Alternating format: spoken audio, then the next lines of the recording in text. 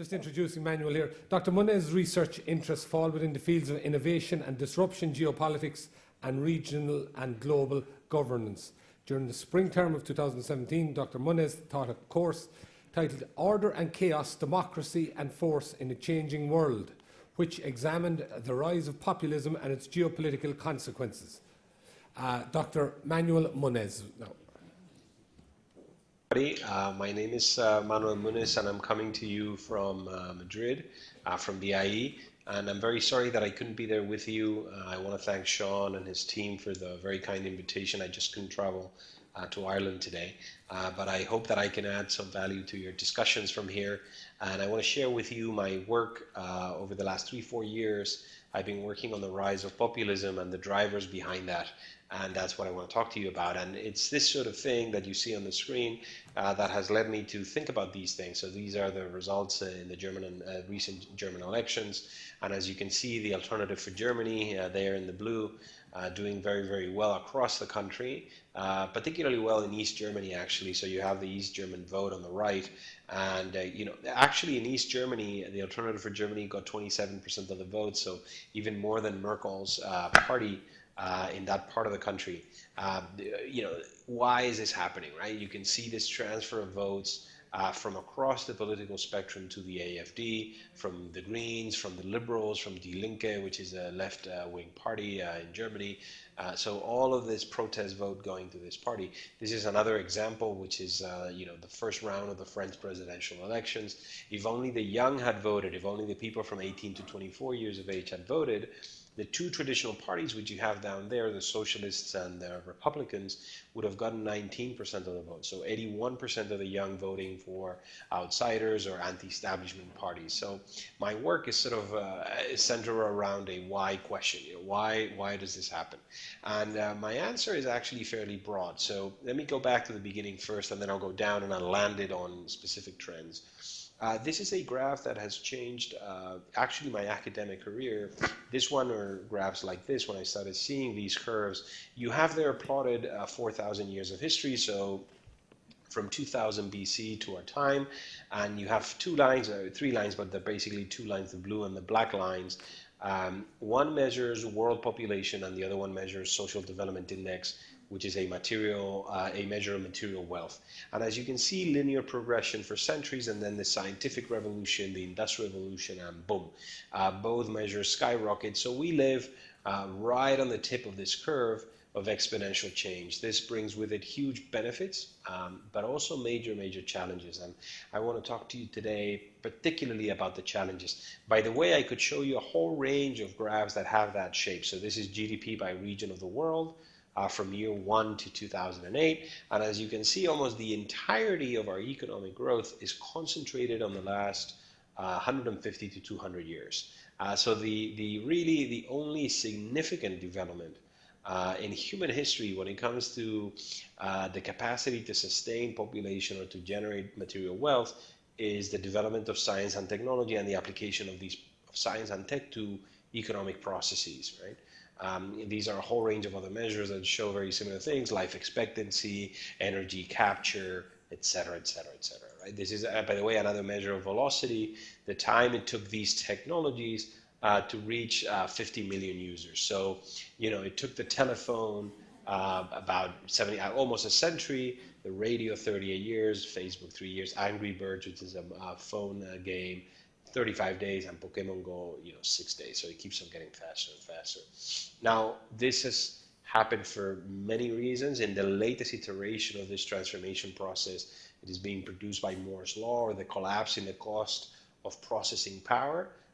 Every 12 to 18 months, the cost of processing power halves, which is basically fueling a huge explosion of transformation along these vectors that I'm showing you here. I mean, these are the McKinsey categories, from mobile internet to autonomous vehicles to energy storage. Whatever it is, actually here at IE, we have a center that works on these things, and we've cataloged them along 6 vectors of transformation. I'm going to focus specifically on one today, which is robotics, artificial intelligence, and the future of work, because I think that that's the area where most change is occurring today, and the one that has the greatest impact on our politics. So, that change brings, I think, two fundamental challenges. One is a major shift in the jobs market, and the second is wage stagnation, particularly in the middle of our income distribution and a growth in inequality. And I'm going to show you some data on this fairly quickly. So this is what happened to agriculture in the United States from about the 1860s to the 1960s. You have here on your right the percentage of Americans working in agriculture in that period. So a collapse from about 60% of Americans working in agriculture to single digits in about 100 years, 120 years. At the same time, we had a huge explosion in productivity. This is corn, but I could have shown you any other product, the graph or the graph on your left. So the US is today a net exporter of food, but actually employs less than 5% of its population in agriculture because through technology, pesticides, and machinery managed to have an explosion in the production of agricultural goods. The same has been happening and is happening still in industry. This is Brookings data on this, and the red line shows you the total number of jobs in industry in the US from the 80s to today, and you can see a halving of the total number of jobs in industry in the US, and an increase of about 250% in productivity. So the US is actually reindustrializing, is industrializing in terms of output. It's just not creating jobs in that sector. Why? Well, because the bars that you have there show you the number of Americans you needed for every $1 million of industrial output. So in the US in the 80s, you needed about 25 Americans to produce $1 million worth of output in industry. By 2015, that figure had gone down to 6.4. So again, same dynamic as in agriculture, right? Collapse in employment, explosion in productivity. Now, this is beginning to happen in other sectors. Actually, well, let me show you this because this shows you just also another take on this in the U.S. This is the percent of employment in U.S. manufacturing from 1970 to 2012. So again, a collapse from about 27% to just over 10%. A huge decline in the percentage of Americans working in industry, and this is happening across the board in all of the developed economies. So as I was saying, this has now happened in agriculture, it's happening in industry, and it's starting to happen in services. And this is from a very widely cited study of Oxford Martin School at Oxford of jobs in risk of automation in the next 20 years. And they come up with a figure which is close to 50% of current jobs are in high risk of automation in the next 20 years. And most of those jobs are in the services sector. So translation, transportation, et cetera, et cetera. Now, if you don't want to trust the projections, you can also look at what's happened to jobs in the recent years, and this is from the OECD. And basically what this shows you in the blue is the jobs that are in very high risk of automation right now. And as you can see in the EU is about 10% of jobs. But then the pink part of the bar shows you what percentage of that job is going to be significantly changed because of technology. So these are occupations that are changing very rapidly in terms of content because of the impact of tech.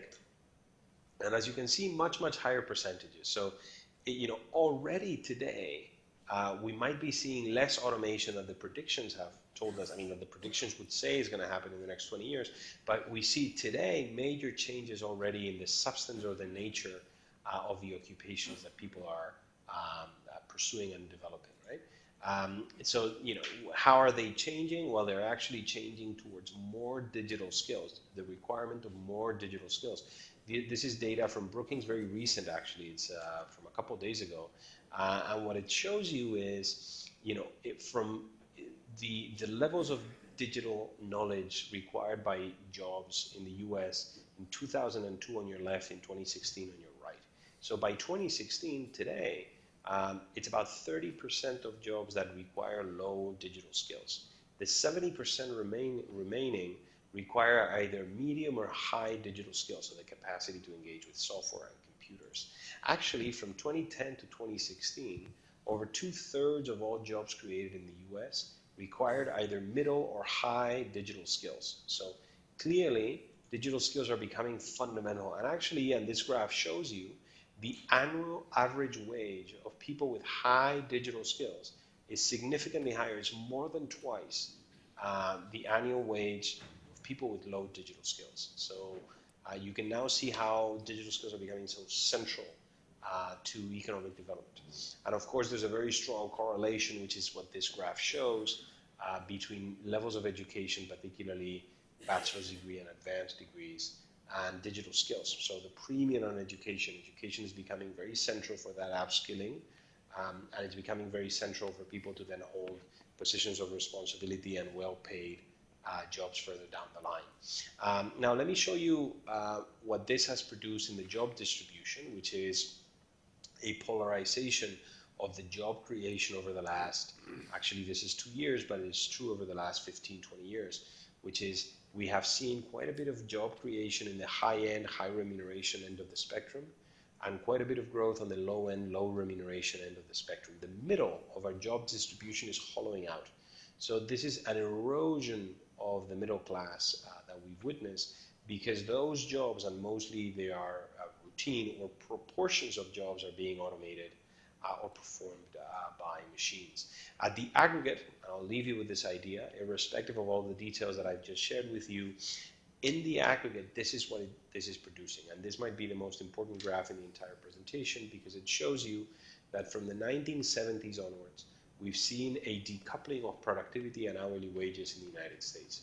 Now, this might seem obscure or unimportant, but it's actually a fundamental development, because some of us have referred to this as a breach of our social contract. It means the central redistributive role of wages has ceased to be as pronounced as it was in the last 150 to 200 years. If you take our most fundamental, if you take our economic model and you summarize it in its most fundamental manifestation, what that model says is, with increases in productivity, that ends up trickling down through wages. It feeds and sustains a middle class. Now, that has ceased to happen in the US since the 70s, because we have managed to develop technology that enables us to increase productivity without employing people or paying people better. And I think that's a fundamental development of a structural nature that can only be explained through the study of the impact of tech on these trends. Now, the second challenge is wage stagnation and inequality. So remember, the first I said was transformation of the jobs market. The second is stagnation and inequality. This is from a study by McKinsey titled Poorer Than Their Parents. And it shows you the percentage of households in these countries that you see there with flat or falling real market income from 2005 to 2014. And you see over 90% of households in Italy, over 80% of households in the US, over 70% of households in the UK. My thesis is this is unsustainable in a democracy. This level of stagnation of the middle is unsustainable. By the way, another measure of stagnation, this is different because it's intergenerational stagnation, is this work by Rachchetti from Stanford, who calculated the probability of Americans born in the generations you see there on the left of earning more than their parents throughout their lifetime. And as you can see, that probability has been collapsing, and if you were born in the 80s, it was down to about 50%. So you only had a 50% chance of earning more than your parents throughout your lifetime. So this is the death of the American dream, or of intergenerational economic mobility. Now, where had I heard this before? And I just want to show you a very short clip from a good friend of mine, just to exemplify, to show you how this looks. Sadly, the American dream is dead. I am officially running for President of the United States, and we are going to make our country great again.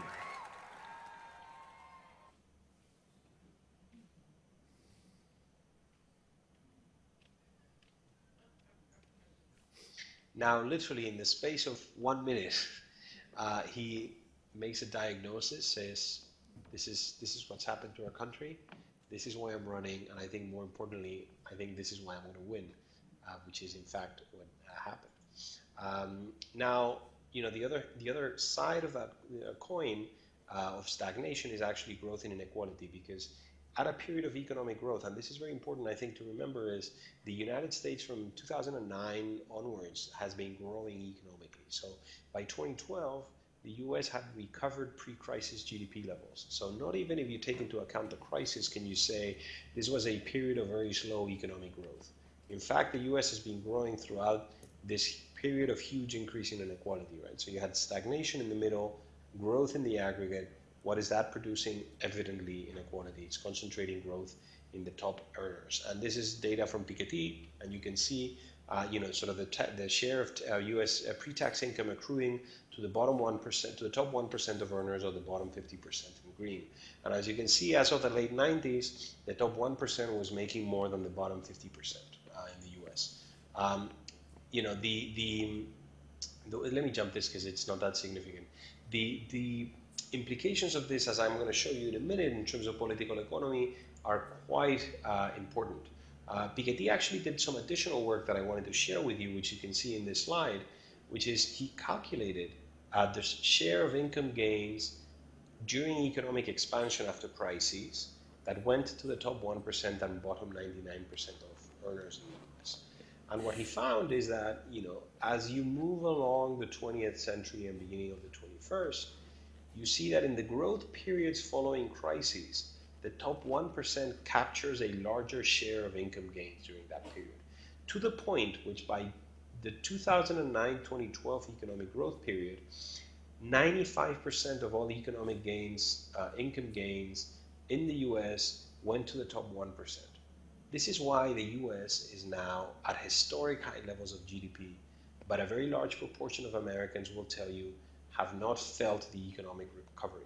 It's basically because the majority of that recovery is going to the top 1%. As a matter of fact, and this is data from Pew, very recent, again, a couple of days ago, only the upper income families in the US have seen their median net worth increase to a level that is higher than it was in 2007. So actually, in terms of net worth, the middle income and the lower income families in the States are worse off than in 2007, despite the fact that they've had now a very good run of about 8 years of economic growth since 2009. This is the Oxfam data on this, so the top 1% and the bottom 99%. This is total wealth. So 2015 was the first year where the top 1% had more aggregate wealth than the bottom 99%. And and by the way, this is a history of inequality in the U.S. I wanted to share this graph with you. It covers about 250 years worth of inequality. And what you have here plotted is the percentage of wealth in the top 1% of Americans. So as you can see, the figure goes up and down, up and down. It hits these points of fracture, whether it's political or economic fracture, and then the trends are corrected. We're now back at sort of 1920s level in the United States. In the UK, for example, you would have to go back to about the middle of the 19th century, so 1840s, 1850s, to find levels of inequality like the ones we see today. Now, I want to show you a short video of how I think this plays out in terms of politics. And so let me share this with you.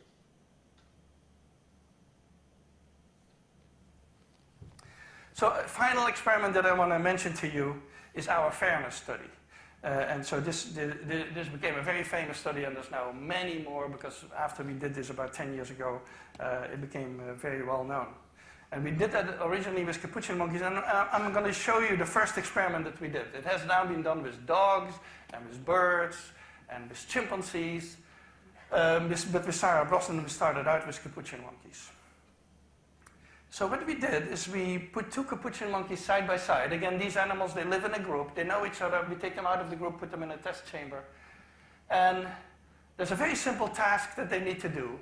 And if you give both of them cucumber for the task, the two monkeys side by side, they're perfectly willing to do this 25 times in a row. So cucumber, even though it's really only water in my opinion, but cucumber is perfectly fine for them. Now if you give the partner grapes, the food preferences of my capuchin monkeys correspond exactly with the prices in the supermarket. And so if you give them grapes, it's a far better food, then you create inequity between them. So that's the experiment we did. Recently we videotaped it with new monkeys who had never done the task, thinking that maybe they would have a stronger reaction, and that turned out to be right. The one on the left is the monkey who gets cucumber. The one on the right is the one who gets grapes. The one who gets cucumber, note that the first piece of cucumber is perfectly fine. The first piece she eats. Then she sees the other one getting grape, and you will see what happens. So she gives a rock to us, that's the task. And we give her a piece of cucumber, and she eats it. The other one needs to give a rock to us. And that's what she does. And she gets a grape. And she eats it. The other one sees that. She gives a rock to us now, gets again cucumber.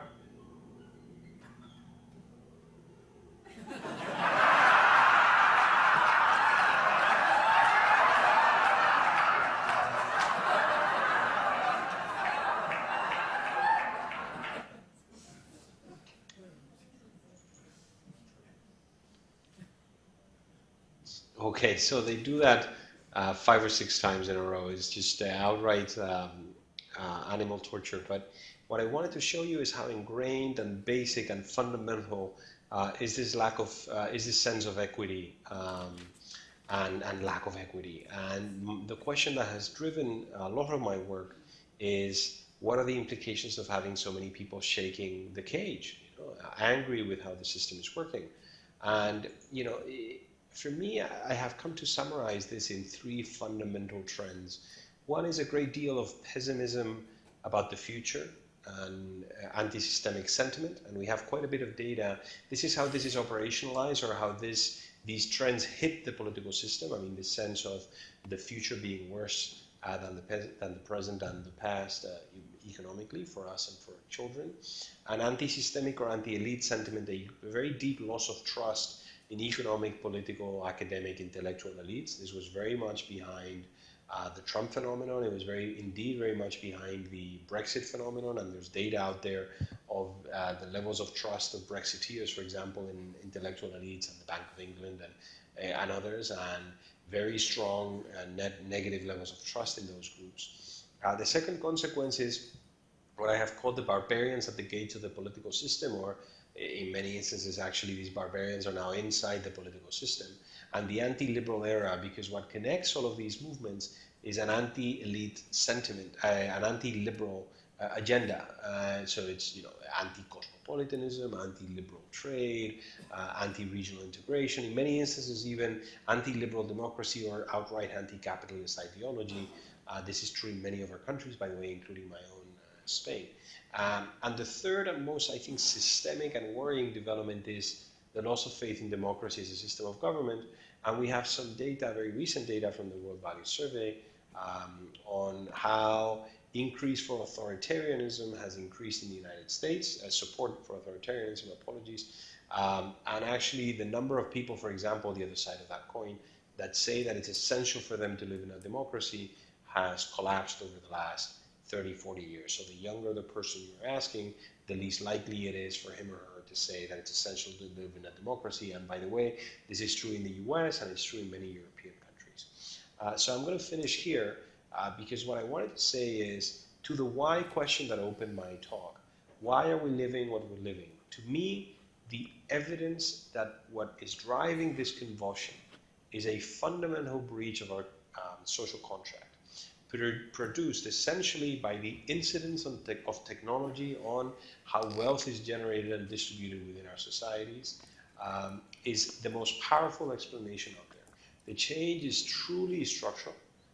It is not exclusively a consequence of the financial economic crisis. It is not exclusively a consequence of certain migration waves or migration shocks. I think it has a lot more to do with the impact of tech in our economy, with the increase in precariousness and economic precariousness of our middle class, and the political reaction to that insecurity. This means that if we are to overcome the challenges we're currently facing, I think we're going to have to craft a new social contract for the digital age.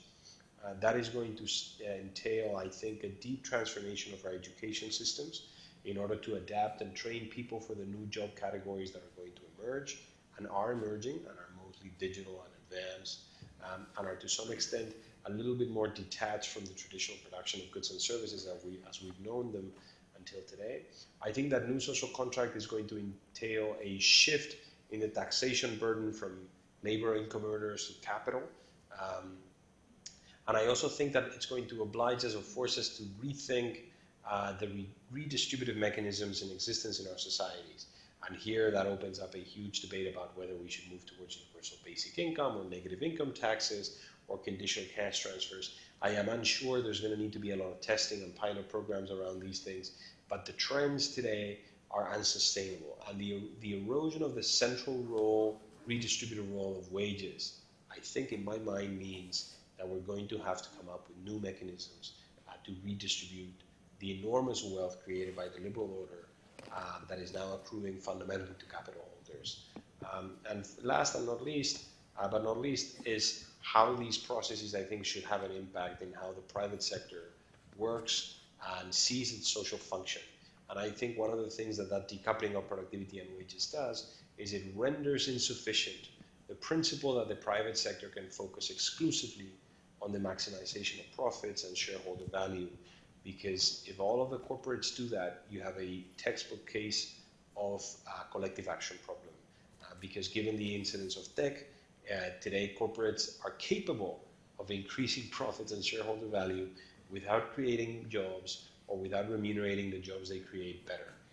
So at the aggregate level, if all of them behave in this way, they end up producing what we're seeing, the erosion of the middle, political radicalization, and a questioning of the order on which the prosperity of those corporates and private sector companies is precisely built. So I think some redefinition of the concept of sustainability of business will have to emerge.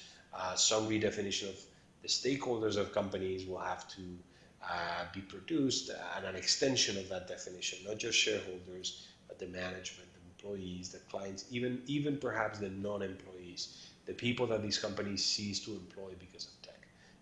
I think these are structural and complex issues, and I think a great deal of economic and social pain will have to accumulate on various parts of the political body before we move forward with these changes. But my hope is that we have sufficient individual and collective intelligence to anticipate the cost of not doing this, and that we come up with that new social contract that benefits everybody, and we reintroduce sustainability into the system. If we do not, my expectation would be for the political convulsion that we're living to deepen and for that fracture to continue. That's why I was very glad to participate in this conference and to contribute to the debate that we're having, and I know this is one of the themes that you're going to be discussing in Dublin. So that's all from me. You can all reach me at IE if any of these things are of your interest. I was part of a group of people that advised the G20 on responses to this technological transformation. I'll be very happy to share our findings and our work with you moving forward. But that's it. And basically, thank you for having me. And I hope you enjoy the rest of the conference. Bye-bye.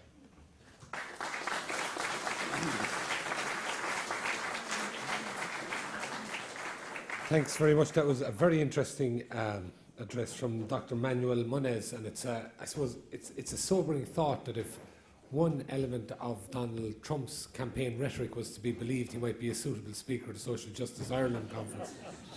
Anyway, moving on in the same theme, social contract for a fairer future, we have Seán Healy and Eamon Murphy from Social Justice Ireland.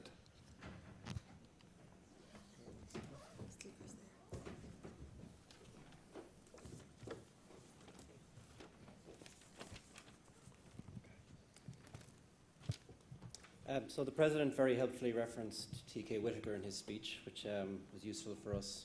The man, voted the greatest living Irish person of the 20th century, commented at one point that there are values, moral and intellectual, that go beyond mere economics, but that it makes for a happier and more contented society if everybody has some share in basic wealth and well-being. Now, it's clear to us that not only does this society not exist in Ireland, but the current government has no coherent pathway of how to get us there. Some of the major issues that are currently dominating the agenda at the moment include the housing and homelessness crisis, the tracker mortgage scandal and our relationship with the banks and their accountability, Ireland's poverty issues, and the fact that we're continuing to fail to get even close to our climate-based targets. And these are all issues of crucial political importance, but ones that an awful lot of people, probably a majority, feel that they have no say in whatsoever. So for us, this all serves as evidence of a broken social contract in Ireland, and it's not something that happened overnight. Our government's reaction and response to the financial crisis has, to a great extent, undermined confidence in the fairness and the legitimacy of the way we've constructed our society. Regressive budget after regressive budget, bailouts for financial institutions and home repossessions for ordinary citizens. And it's all occurring in the midst of a global political crisis, a lot of that driven by disillusionment and feelings of social and economic discontent and isolation.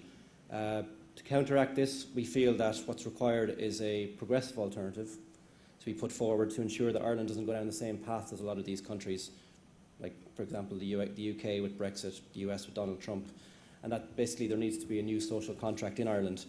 In broad terms, the goal of this new social contract should be the achievement of the common good. It's something we understand as being the sum of those conditions of social life by which individuals, families and groups can achieve their own fulfilment in a relatively thorough and ready way.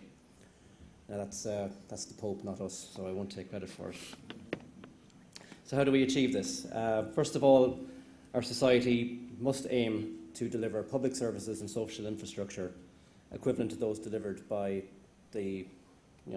our peer countries in the developed economies of Western Europe. Irish people expect these standards. They expect proper, single-tier, easy-to-access universal healthcare. They expect appropriate accommodation for all our citizens, well-subsidised public transport, an adequately funded education system, a childcare infrastructure equivalent to those in Western European countries. And it's only through the delivery of these services that the inequalities that pervade Irish society can really be overcome. What's more, we believe that most Irish citizens aspire to living in the kind of society that we're proposing. One could spend all afternoon painting a picture of the society. Unfortunately, we only have 20 minutes or so. Of course, the full paper is in your conference booklet. I'm just going to touch on some of the things that we believe are required, and then I'll pass you over to Seán to deal with the latter half of it. From an economic perspective, obviously we need a vibrant economy, but also one that's well run and run in the interest of all society. What's required is a more equitable distribution of resources, proper levels of investment and fair taxation to fund it all. The level of capital spending in a country gives a good idea as to whether the government really has a vision for where they want that country to go. And as most of you will know, Ireland's level of public investment is quite low when measured as a proportion of national income. In fact, well below the European average and bottom of the entire European Union in 2015.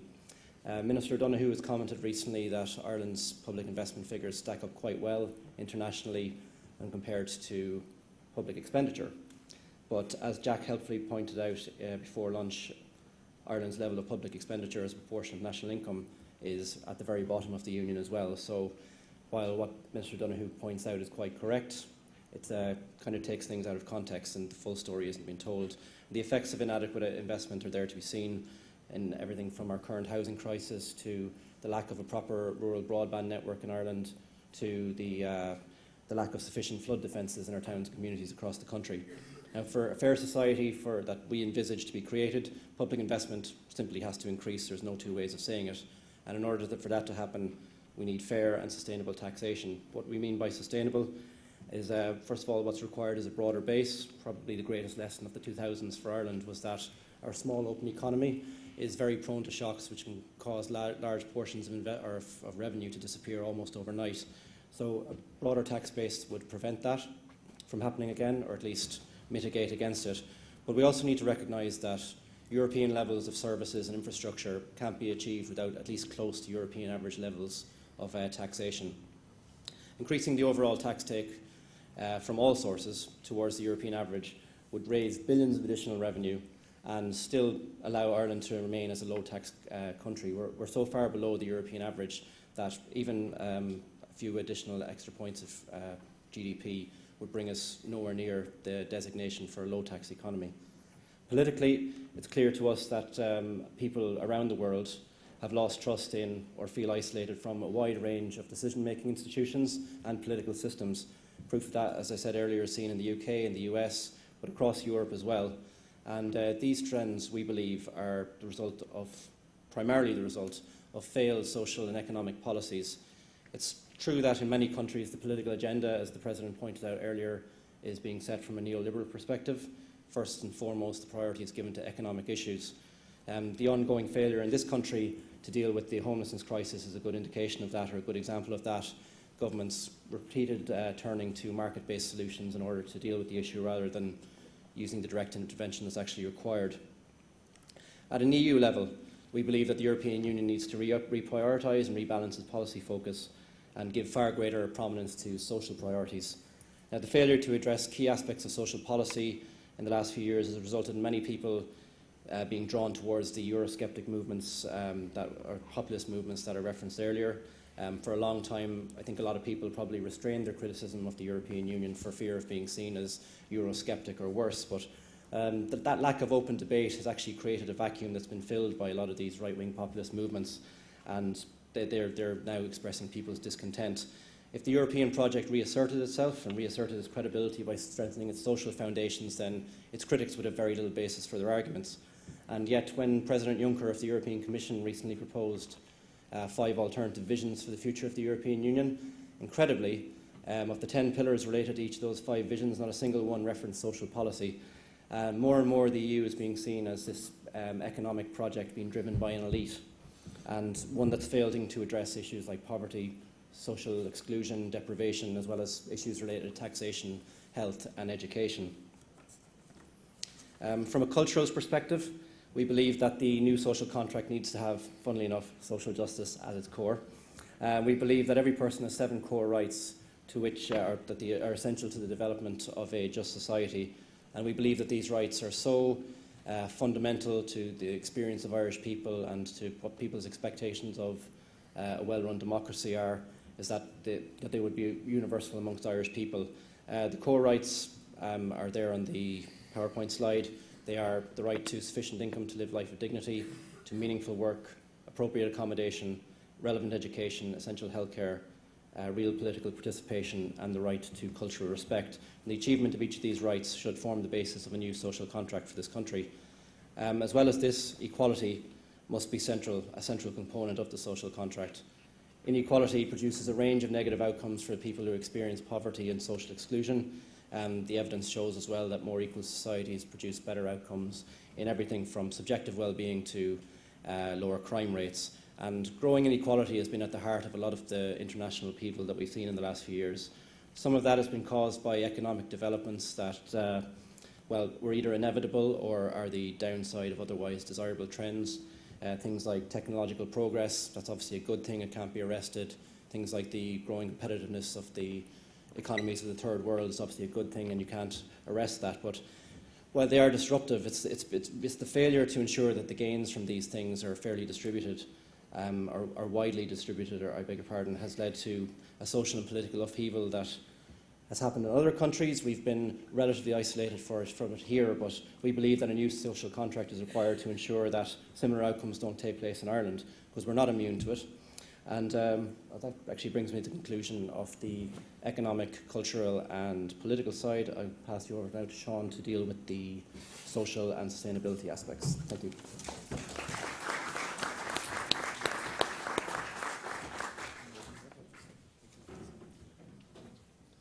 Thanks, Eamon.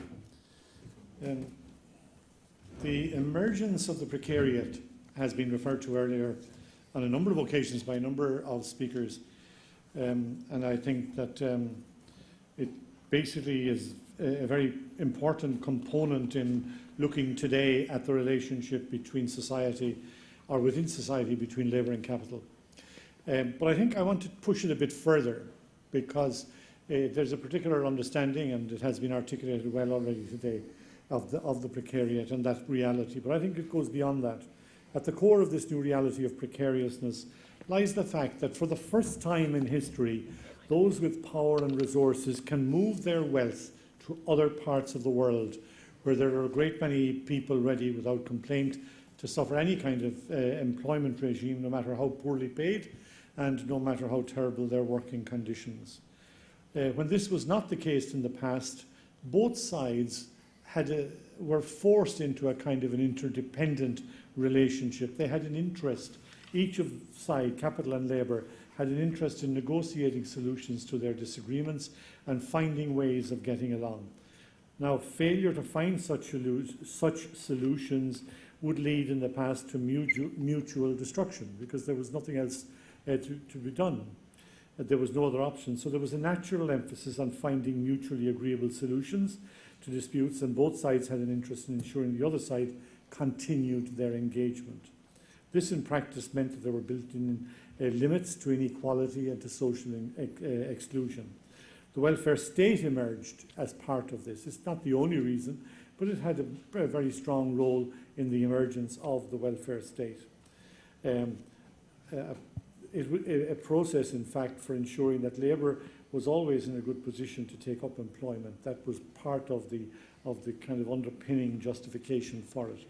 The excesses of capitalism were also controlled, as the need for minimum wages and limits to the hours one had to spend on the job were agreed either by consent or by law.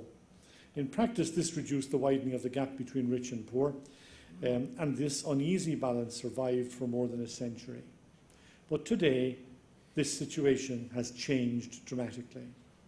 This is no longer the case. That what we've been through for a century and more is no longer the case. A pauperized precariat is emerging, and its numbers are growing dramatically. And a society with a precariat is not just an economic problem, it's also is socially unstable. And I think that is one of the reasons that we need to emphasise is very strongly the need for a social contract. It's way back in the day when Fords, the Henry Fords and the Rockefellers and these had accumulated huge wealth. If they were to get value from that wealth, they had to negotiate with the workers that were there, and they had to come to some kind of an agreement with them. And that basically ensured that there was some protection for workers in that reality. But this reality today is fundamentally different. Why? Because the Fords and the Rockefellers or their successors don't have to stay anymore. They're not dependent anymore, for the most part, on the workers that are here. Why? Because they can go somewhere else, where wages are cheaper, where health and safety is not an issue, and whatever. So what we are seeing is the disintegration of the welfare state, and the disintegration, which in many cases has already been put into place and actually driven in some cases in Ireland by the government, in which the actual process of dialogue between the various sectors of society have themselves been destroyed or seriously damaged at least. So we have a serious problem that I think needs to be recognised, and if we don't recognise it, we will head into a very serious problem. But to recognise it is to recognise that we need a new social contract. As must be the issue of social so too must the issue of sustainability. Well-being is central to sustainability, and here is a quotation that we have used in papers at a number of conferences over the years of this series of conferences. It's written by Helen Johnston. She is working with the National Economic and Social Council. It was an ESC report that looked at well-being, and it had this excellent quotation that I don't see improved on anywhere. A person's well-being relates to their physical, social and mental state. It requires that basic needs are met, that people have a sense of purpose, that they feel able to achieve important goals, to participate in society, and to live the lives they value and have reason to value. And I think that's a very powerful statement of what well-being is and what should be at the core of building a sustainable society. If at the end of the day the society we build is a society that nobody wants to live in, it's hardly socially sustainable. Well-being is essential, or the promise of well-being, the capacity to develop well-being is essential if society itself is to be sustainable, if there is to be social sustainability.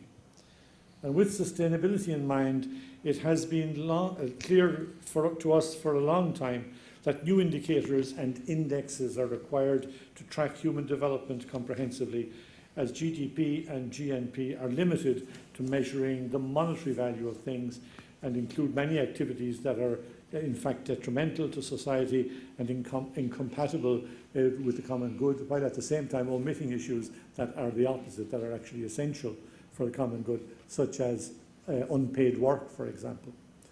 The value of that is not included at all in GDP, GNP. Social Justice Ireland recently published a Sustainable Progress Index based on the Sustainable Development Goals. This index moves beyond national income as a measure of societal advancement, and it encompasses environmental and social indicators of progress as well as economic ones. The index looks at economic, social and environmental development, comparing Ireland's present performance with the past, as well as with other countries in the EU 15 and how we're doing with vis-a-vis those at present. We picked the EU 15 because we felt that that was the best sort of group that we could say this is our peer group. These are the peer countries that we would actually want to emulate or to be as good as performing. And now we've made a decision that this index will be published annually on the week of February the 20th every year. February the 20th is Global Justice Day, and so we will be in that week every year publishing the latest edition of this Sustainable Progress Index. The current edition of it is available on our website. You can check it there, and there's quite a lot of interesting material there. The use of such an index by government will ensure that issues such as climate justice and balanced regional development, among other key indicators of well-being, are given the priority they deserve by policymakers. Well-designed and comprehensive indicators will help government and society measure our progress in achieving the goals of a new social contract. In conclusion, I will say this. Ireland has changed considerably in the last 30 years. That much is clear to us all, and we find ourselves in the middle of a global shift of ideas, of values, and of politics. In this context, we need a clarity about what kind of Ireland we want to shape. We also need clarity on the role of the citizen and the shape of a new social contract. Our proposed new social contract is based on a vision for Irish society that incorporates fairness and equality, respect for human rights, and the protection of human dignity. The leaders of the rebellion just over a century ago, which eventually led to the establishment of the Republic of Ireland, proclaimed in their founding document guarantees of liberty, equal rights, and equal opportunities for all citizens, and declared their resolve to pursue the happiness and prosperity of the whole nation and of all its parts. We believe our paper here illustrates a vision of such a society in which most people aspire in Ireland. Today, our political leaders talk about a republic of opportunity. This must be made a reality. It is time for them to show the leadership required, engaging with civil society and all stakeholders in order to move Ireland in the direction of becoming a real republic. We believe that Irish people would respond very positively to moves in the direction of generating a real republic. This paper sets out what we believe to be the essential components of a new social contract that would in fact be at the core of such a republic. Thank you.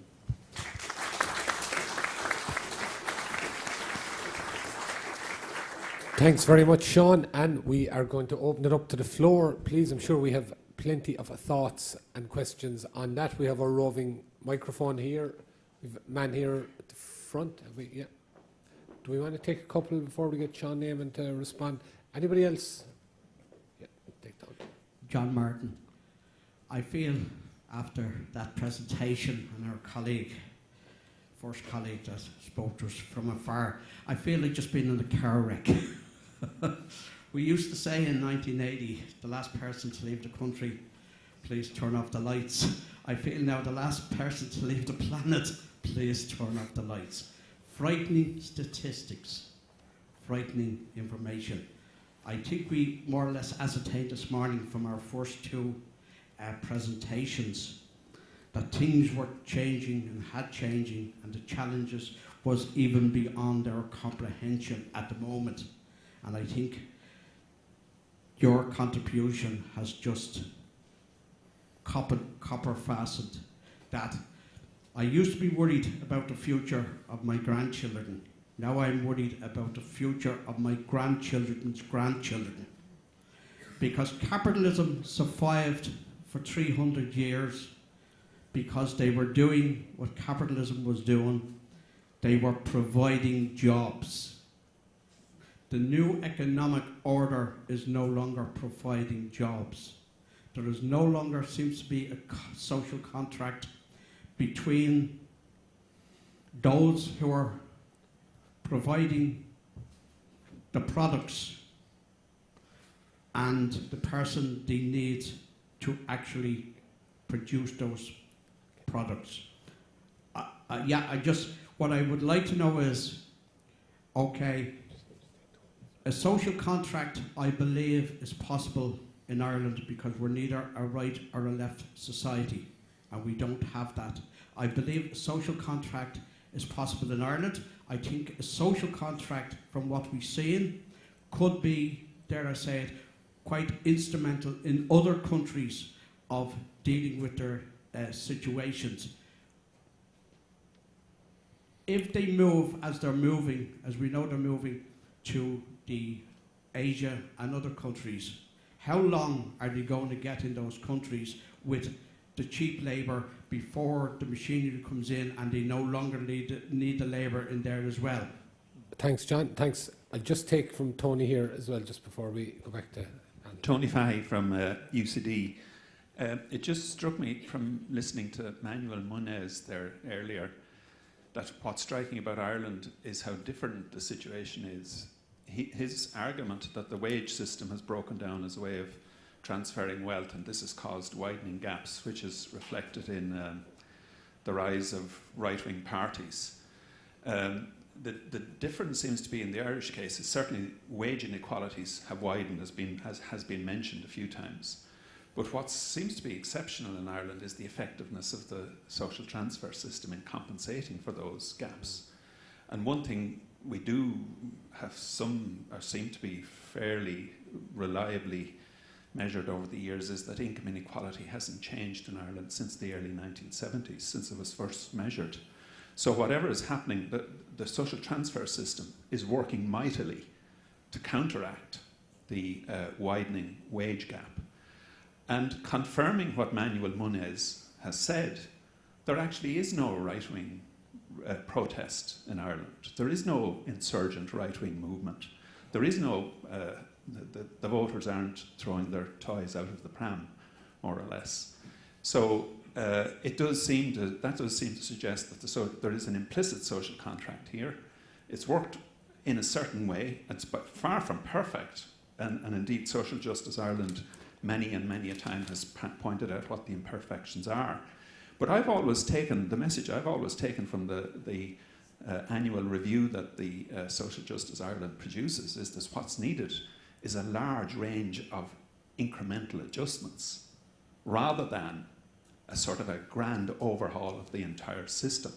And indeed, your own message today about, on the taxation front, that what's needed is not some massive transformation, but rather 2 or 3 points of an increase in the tax take so that we go from very low to fairly low. But your message has always been that with a fairly low tax take, we could do sort of 80 or 90% of the things that you're talking about today and regularly talk about, and I think talk about with great effectiveness. So it's almost as if, consistent with what Manuel Muniz is saying, is that in the Irish case, as you yourselves say, that what you need is a wide range of incremental changes rather than a radical overhaul on a new social contract. Okay, thank you. That's a very interesting point, Tony, and Seán, Eamon, let both of you address that first, if you like, and just in general what you want to say in the theme. Well, as you're not shy. Just in relation to Tony's point, I suppose the point I would rather you took was not that we should add a couple of additional percentage points of GDP to our tax take, but we could do that and still remain a low tax economy. As you say, we could do better with a fairly low tax take rather than a very low tax take. But even that fairly low tax take wouldn't be sustainable in the long term. And part of the reason for the need for more of an overhaul rather than the incremental changes we've been proposing are the demographic changes that are coming down the line. Irish society is going to change greatly over the next few years, and we simply don't have the tax take that's going to be able to provide the fair society that we envisage for an older population. Where at the moment I feel like we're failing the young generation at the moment because we have a young but ageing population, and we've got a significant proportion of the population under the age of 18 at the moment, and yet our proportion of expenditure on education, for example, is incredibly low, not incredibly low, I guess, but like very low, we say, by European standards. So, you know, the reason for that overhaul is the need for sustainability of the society we want to create, I guess. I would disagree, Tony. I don't think Ireland is that different, actually. I think we're very good at covering it up, and we're very good at focusing on the social welfare transfers as if they solved everything. They do a very good job in dealing with what is in effect a very uneven, a very unequal pre-distribution. Okay, so you have wages, huge gaps between people. The actual average wage in Ireland, or the median wage, which is more important, is only at 33,000, despite what the government thinks about middle income is up to 70. I won't talk about, I won't pass too much comments on their mathematical numeracy. But the bottom line is, okay, we managed to keep poverty rates more or less the same as they were, roughly, okay? I don't think that's any great achievement. We reduced it actually among older people. But I don't think that's any great achievement, really. We should be surely getting to a point where in the decade of the Celtic Tiger, it should have been possible for us to substantially reduce poverty. Okay? Now, we were going in that direction, actually, but then the whole thing falls apart. But if you were to talk to me about how Ireland is different, I would say, look at our healthcare system. Our healthcare system is broken, and it's falling apart, and it's two-tier, and it's very problematic for people who don't have money. I would say, look at our housing system. It's very seriously problematic for people who don't have a lot of money to be able to buy their own accommodation. If you're renting or if you're depending on social housing, even more so, there is absolutely real problem. There's 90,000 households on waiting lists, households now, not individuals. Of all the people to be telling this, repeating that, I'm repeating that for others, Tony, not for you. But like the government is coming up with 4,000 a year as the solution. So we'll get there in about 25 years' time or 23 years' time. We'll get to actually get accommodation for the ones who are currently on, as if there's nobody going to go on a waiting list between now and 23 years' time. You know, 23 years' time, by the way, is 2040. So that's the actual. I don't know whether they intend to be in office all that time, but they certainly haven't set very high goals. But that's not. It isn't just healthcare and housing I'd point to. I would point to poverty, like child poverty, is a disgrace in Ireland. And I would point to things like childcare and the difficulties because of the lack of childcare, or affordable childcare. And then I would point to other issues like the sort of growing divisions. If you look at even last week's Trotsask and Hassan, the work that they have done that's now got out there, and this two Ireland, even the Irish Times editorial has to acknowledge there's two Irelands, you know, an Ireland that has and an Ireland that hasn't, and all that sort of stuff. So I think insofar as Ireland might have an implicit social contract, it's pretty narrow and it's pretty thin, and we have a long way to go, and we certainly need to increase our total tax take by more than 2 or 3 percentage points to deal with it. Okay? We have somebody here, yeah, and we have a woman up here as well. My name is Conrad de Hunt, and I heard earlier on something about broadening the tax base. Now, to what extent would you regard a site value tax a very important part in that broadening of the tax base?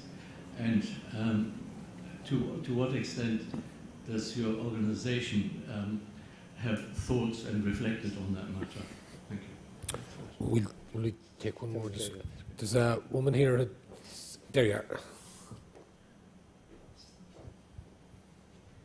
I just wanted to say that social transfers might mitigate economic inequality, but we were talking about well-being. And I think somebody, for instance, a young man on a 20-hour contract, he will try to work as many hours as possible to keep his family, to keep a roof over the head of his family. He will therefore be, in effect, a slave, because he can be wrong, and I know examples of that. He can be wrong at 6 o'clock on a Sunday morning and told, I have 3 hours for you today, and he will take them. And people have become actually slaves of their jobs. It's not just a question of economic inequality, it is a question of actually conditions of life. Their life has become without prospect, without future, without fulfillment. It has really become a state of slavery for very many people in our society. Thank you very much. If you want to address whichever way you want to do it. A site value tax is very much a key part of our vision for a broader tax base. Not only would it raise additional revenue, but it would incentivise a proper use, I guess, of that land. But we put forward €3.5 billion of suggestions to the government in June as to how they could broaden the tax base and increase revenue. Only a handful of them were taken up, but areas like corporation tax especially need to be tackled. Areas like tax expenditures, which it's well known are appropriated by the better off in society to a great extent. And I guess if from a revenue point of view, while a site value tax would provide some revenue, it's only kind of skirting around the edges, and that would be most useful, I think, in incentivising behaviour to help solve the current housing crisis. Just to say as well, maybe on that, before the government introduced a property tax, they had hearings and they asked various people to make contributions and so on.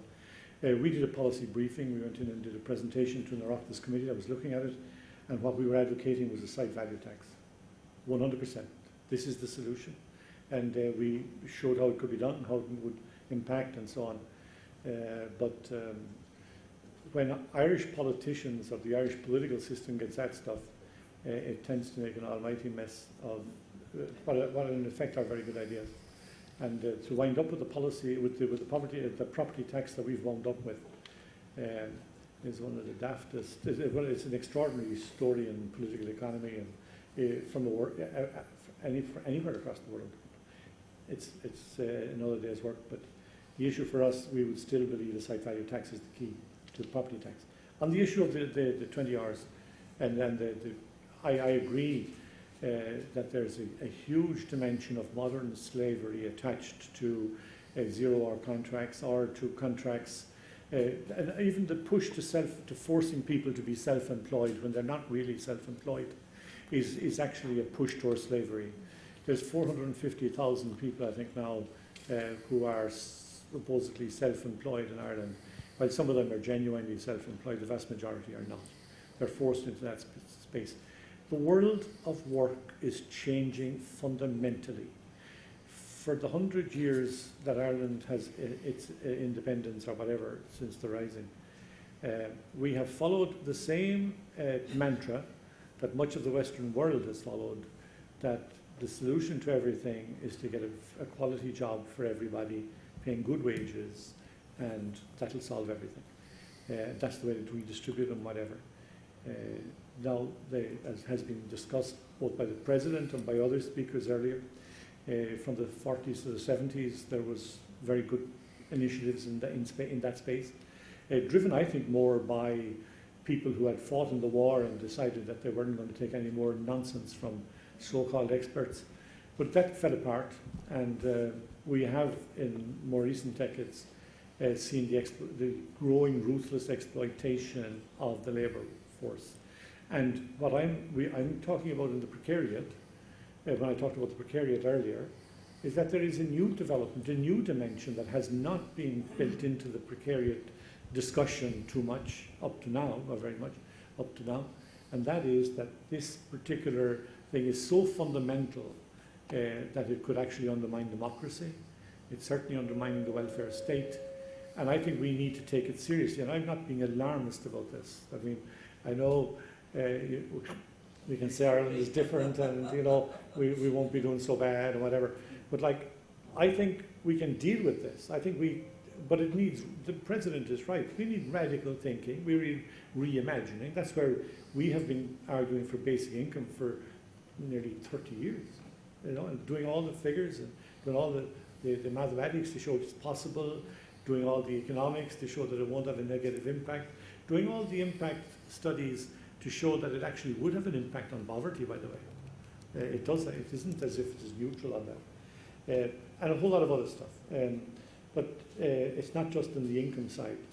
To promote people's well-being in the new world is going to be quite challenging to ensure that we can bring the economic, the political, the cultural, the social and the sustainable together. And that's what we're trying to do in that paper on a new social contract. We're spelling out the kinds of things we think Ireland could do, and not just Ireland, but certainly Ireland, to develop a balanced approach towards building a future where there's a place for everybody and where everybody's well-being is promoted, respected. Okay, that I think brings to a close. Unfortunately, the clock has caught up with us again. Would you please join me in thanking Seán Healy and Ian Murphy for a very stimulating talk?